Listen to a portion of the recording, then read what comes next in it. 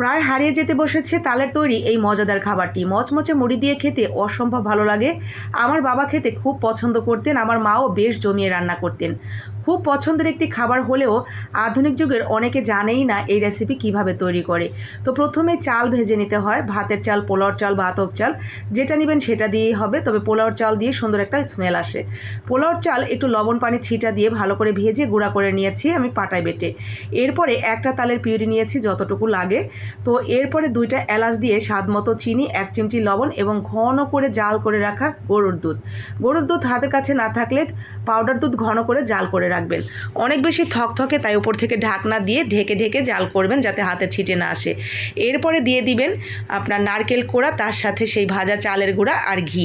সুন্দর করে একটু কিছুক্ষণ সময় নিয়ে রান্না করে এরকম শুকনো শুকনো করে নামিয়ে নিলেই রেডি।